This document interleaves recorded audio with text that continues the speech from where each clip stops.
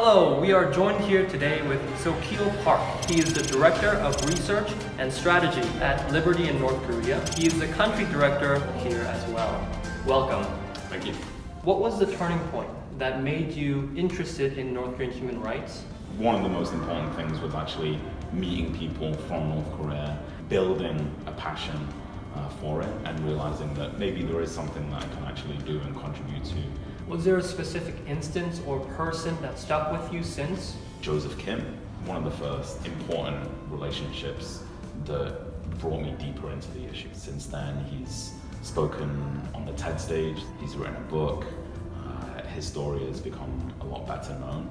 Please just explain to me what Liberty in North Korea does. First of all, we're working directly with North Korean refugees, and so people who are escaping the country, it's pretty much impossible to come directly to South Korea because the demilitarized zone is the most fortified border in the world. And there's a hideous irony there that people who are born into the most closed and repressive country in the world, their option to escape is into China, which is also, difficult to travel through as a refugee, especially as the Chinese government labels these people as illegal migrants. And so if they're caught, they're sent back. So there's no recourse to protection or legal authority.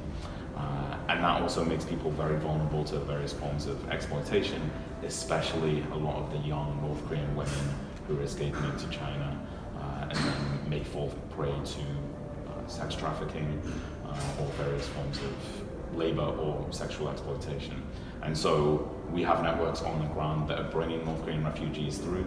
To date, we've been able to bring through over 800 North Korean refugees and also some of their children born in China.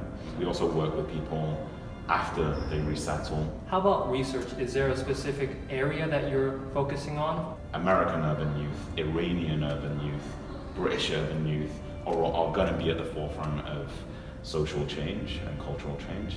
And really all that we're trying to put the focus on and share the message is that it's the same in North Korea. There is change, and it's being driven, the forefront of that is urban youth in North Korea. Why should people care about North Korean human rights? Right. North Korea is not only the most closed country in the world, but the most repressive. It's the most systematically repressive, oppressive government in the world. It is so extreme.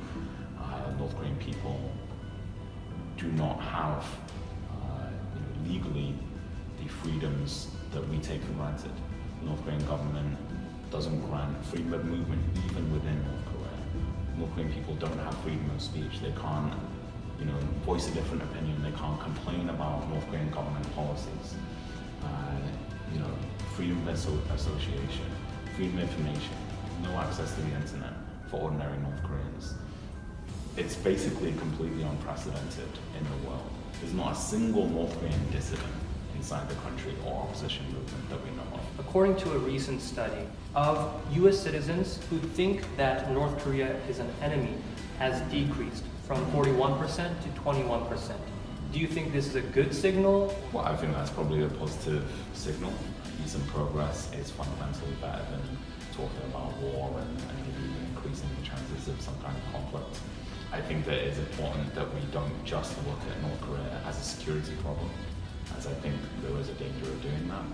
There's such a focus on North Korea as a threat, as Kim Jong-un nuclear weapons and missiles and so on. Do you think a better image of North Korea could maybe distract from human rights violations that are actually happening in North Korea? We have to have a very different North Korea before we can even start to get to that point. And so I think that realistically, even though it's difficult for governments to speak like this, it's about having a partial solution on these security issues. It's about managing that kind of problem whilst working towards a long-term change, ultimately normalization of North Korea as a country. What kind of policy direction would you like to see from Korea or from the United States to improve this situation? Engaging in various cultural, social, and even economic kind of ways. That I think is going to be one of the key ways to actually helping the North Korean people.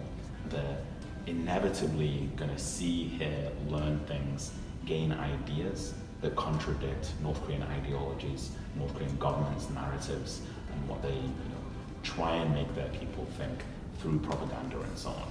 Expose them to the outside world, show them the advantages that different structures, different systems of governance have. That's going to add to the degradation of North Koreans' traditional ideologies. Immigration is very sensitive in the United States. Right.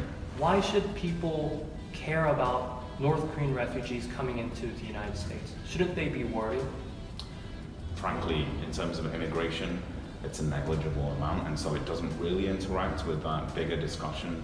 Over the past 10 years or so, it's been averaging around like a dozen people. It's a very small number.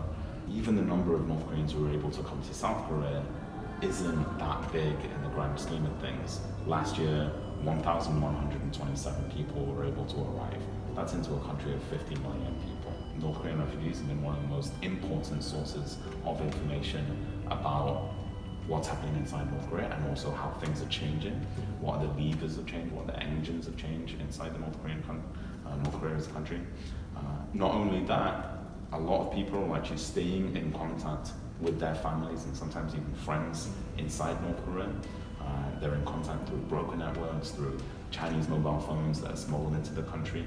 And so there's information and money, and cash, Chinese money, that gets smuggled into the families of North Korean refugees who have resettled in South Korea. In South Korea in July 2018, there was a protest against Yemeni refugees coming into South Korea. Do you think Koreans would be more open to receiving North Korean refugees? Yeah, I think that there's still a sense of shared ethnicity, and in general, I think that a lot of South Koreans are actually welcoming and positive about North Koreans resettling in South Korea. Thank you very much for being here. It was a pleasure. Thank you for having me on, and keep up the good work. Thank you.